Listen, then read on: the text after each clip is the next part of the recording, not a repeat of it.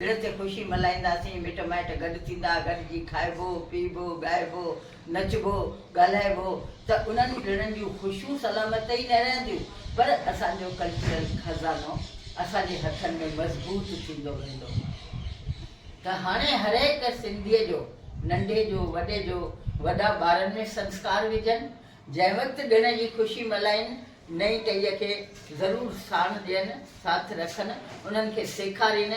भई ॾियारीअ ते पाण खीर में सिका विझी रखंदा आहियूं चांदीअ जा, सोनी मुंडी या सोन विझी रखंदा आहियूं, सॉरी, त उन में ॿारनि खे चवंदा आहियूं पहिरीं हिन मां सिको खणी पंहिंजी अखियुनि ते रखो, नेणनि ते रखो, भई लक्ष्मी माता आई आहे मुंहिंजी अखियुनि ते, ऐं पोइ उनखे ॾंदनि सां टकराईंदा आहियूं।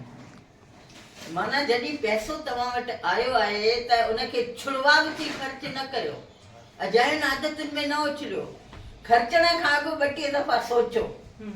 असां सिकनि खे ॾंदनि सां इन करे टकराईंदा आहियूं त असांजे हर ॾिण जे पुठियां का न का सिख्या आहे, का न का मॉरलिटी आहे, को न को गुण आहे, उनखे असांखे बरक़रार रखिणो आहे, क़ाइमु रखिणो आहे उन गुण खे।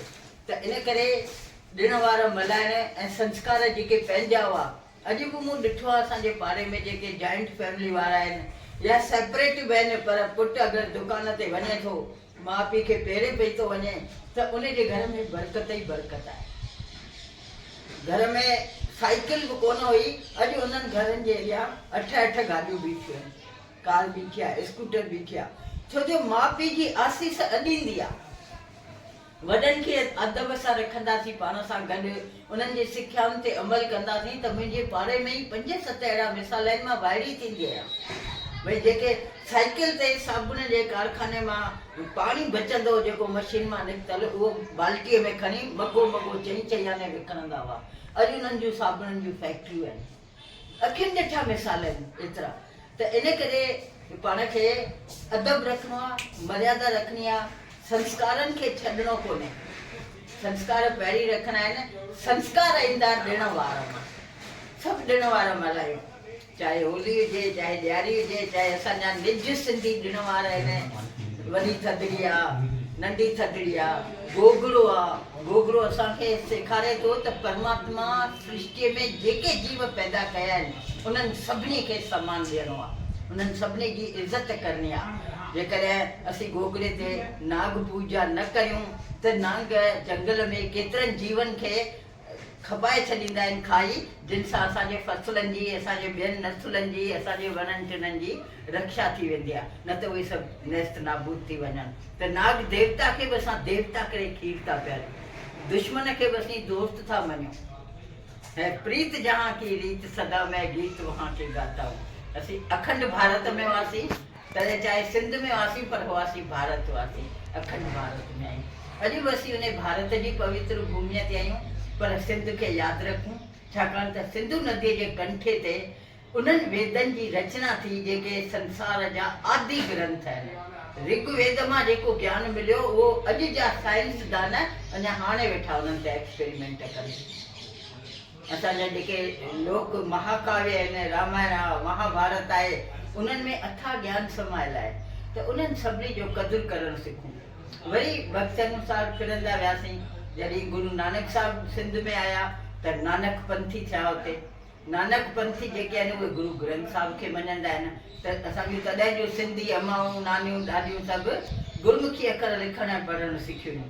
ज्ञान जो वाधारो थियो न, हिकु एडिशनल लैंग्वेज स्क्रिप्ट सिखी वयूं, गुरु ग्रंथ साहिब पढ़ी वयूं, उहे सम्झाए थियूं सघनि।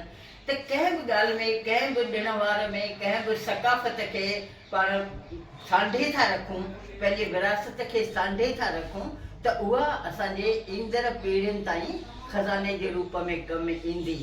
असां सोचूं पंहिंजे औलाद खे छा ॾियणु चाहींदा आहियूं, भई बंगलो मां हीउ कमरा, हीउ पोर्शन वॾे पुट खे ॾींदुसि, नंढे खे वॾी गाॾी जेका आहे वॾे खे ॾींदुसि, हिकिड़े कारखाने जी चाबी ॾींदुसि, पर उहे सभु नाबूद नेस्त थियण वारियूं शयूं आहिनि। जेके सांढण जहिड़ियूं शयूं आहिनि उहे असांजूं कल्चरल खूबियूं आहिनि, त उन्हनि खे असांखे महफ़ूज़ रखिणो आहे। ॿारनि खे उहे संस्कार ॾियणा आहिनि ऐं पीढ़ी दर पीढ़ी संस्कृति माना हस्तांतरित थिए, हिक पीढ़ीअ खां ॿी पीढ़ीअ जे हथ में वञे उहा, ऐं उहा कॾहिं ख़तमु न थिए, हलंदी रहे, परंपरा हलंदी रहे। सोन ख़ातिरी सही कहिड़ा बि हिंदू सिंधी हूंदा पंहिंजा ॾिण वार मल्हाईंदा आहिनि, त उहो सभु पाण खे ध्यानु रखिणो आहे। इन करे अचो त असीं सभु सिंधी गॾिजी नई पीढ़ीअ खे, असांखे वॾनि अमानत ॾिनी, असीं उहा अमानत पंहिंजी नई पीढ़ीअ ताईं पहुचायूं। ऐं हाणे असीं आसूदा थी विया आहियूं, सुखिया सताबा थी विया आहियूं, पैसे जी मालिक जे दया सां कमी कोन्हे, त हाणे पंहिंजो टाइम संस्कार ऐं कल्चरल विरासत पंहिंजे ॿारनि खे सौंपे ॾियूं। इहो असां सभिनी जो फर्ज़ु आहे। उन सिंधी संस्कृतीअ ते, सकाफ़त ते फ़ख़ुरु करणु ॿारनि खे सेखारियूं।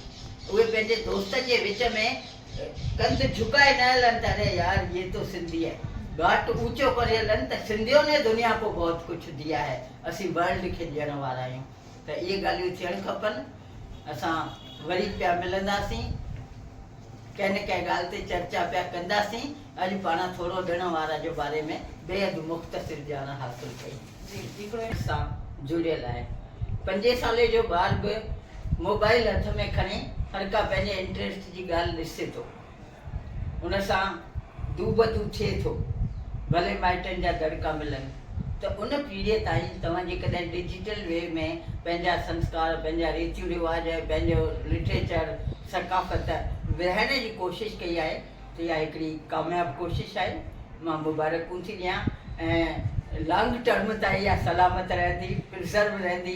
जंहिंखे जेॾी महिल जॾहिं फुर्सत मिलंदी हू उनखे ॾिसी करे ऐं पंहिंजे वहिंवार में सुधारो ख़ुदि बि आणे सघंदो, ऐं पंहिंजे माइटनि खां पुछंदो, मम्मी पप्पा न ॾियारीअ ॾींहुं जेको खीर में सिको विझंदा आहियूं उहो ख़बर अथई छो विझिबो आहे, तो त ॿुधायो ई कोन हो, अॼु मां पढ़ियो आहे वेबसाइट ते, अॼु मूं ॾिठो आहे।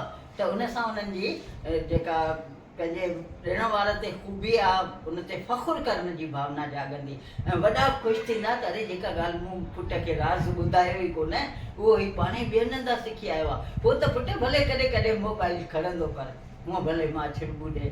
त अॼु असीं आया आहियूं डिजिटल वर्ल्ड में, हर ॾींहुं हर महीने कुझु न कुझु नओं आविष्कार पियो थिए। असां जेसि ताईं उन समय सां, उन कदम सां कदम न हलंदासीं त पिछड़िजी वेंदासीं दुनिया में, पोइ हिते पियल मञा वेंदासीं।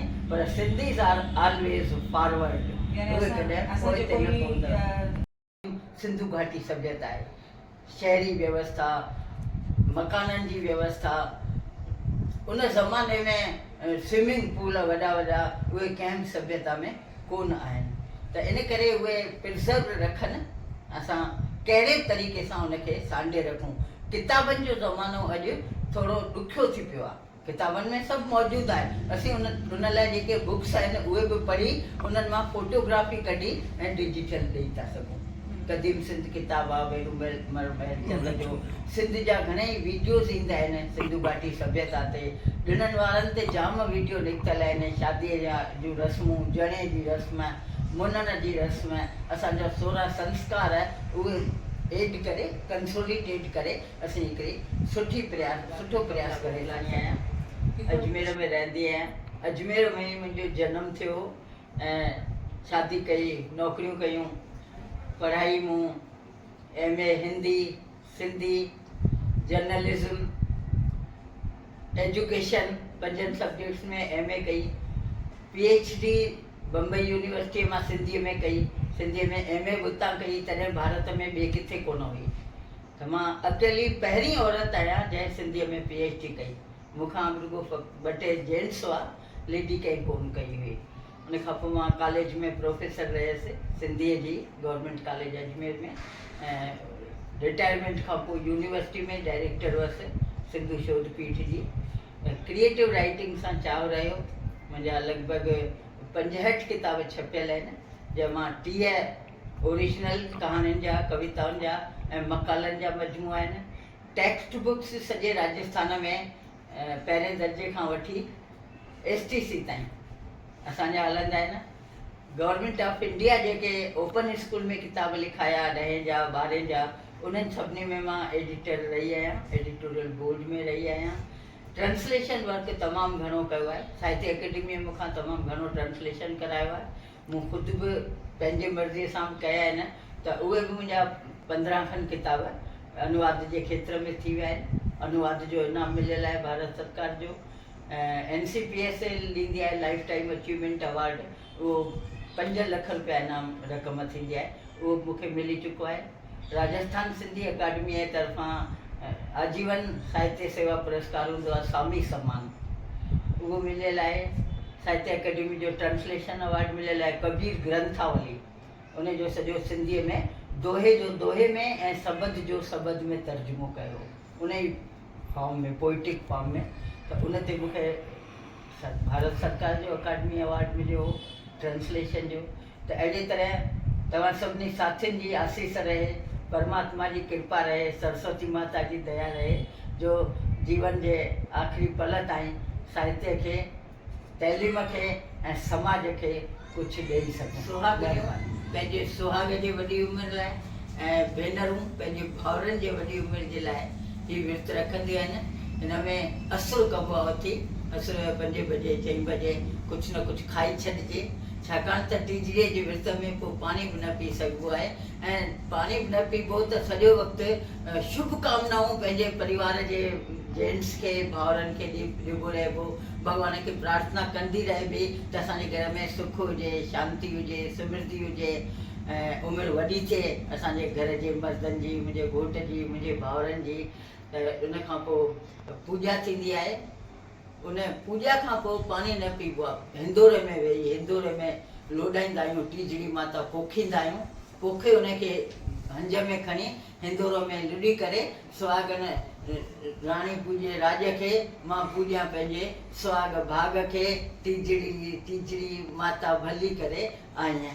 त अहिड़े नमूने सभिनी जे लाइ पंहिंजा सतह जा बि गीत गाईंदियूं हुयूं असांजूं वॾियूं नानियूं ॾाॾियूं जेके हूंदियूं हुयूं, उहे सावण माउ जी सतह आई, तमामु वॾो गीत आहे उहो। त हर ॾिण जे पुठियां साइकोलॉजिकल रीज़न्स बि आहिनि, साइंटिफिक रीज़न बि आहिनि, मनोवैज्ञानिक कारण बि आहिनि, वैज्ञानिकता बि आहे, विर्त जी अहमियत बि आहे।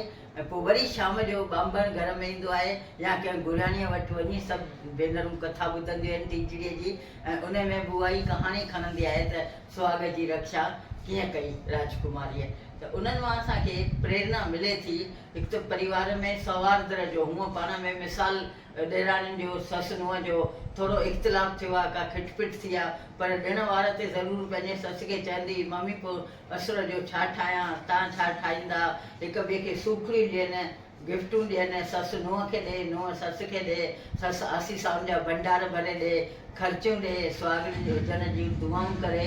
त इहे मनोभावनाऊं वेव्स ॾाढा सुठा ॾींदियूं आहिनि, पॉज़िटिविटी घर में वधंदी आहे, ऐं जेको कलेश आहे, गृह कलेश आहे, खिटपिट आहे, उहा घटिजी वेंदी आहे। इन करे ॾिण सामूहिक रूप सां मल्हाइण ज़रूरी थी पवंदा आहिनि। उन्हनि ॾिणनि जी पाण वटि अहमियत आहे।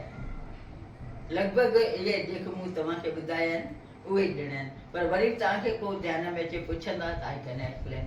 ऐं ॾिणनि ते किताब छपियल अथव, वीना श्रृंगी जो किताबु आहे सिंधी ॾिण वार, जयपुर जे शायदि कन्हैया अगनाणीअ जो आहे, पोपटी हीरानंदाणीअ जो आहे सभिनी ॾिणनि ते। अनिला सुंदर ॾिणनि ते नृत्य बैले तयारु कयो आहे, जेको जंहिंजा चङा शो 40-50 शो अलॻि अलॻि शहरनि में थी चुका हुआ। उन में सभिनी ॾिणनि जे बारे में नृत्य नाटिका कई अथसि गज़ब जी। She is classical dancer, Kathak dancer आहे, पर उन कथक जो इस्तेमालु आहे न सिंधी कल्चर जे वधाइण लाइ कयो आहे। त अहिड़ा घणेई असांखे शयूं मिली वेंदियूं, खोजना कंदासीं।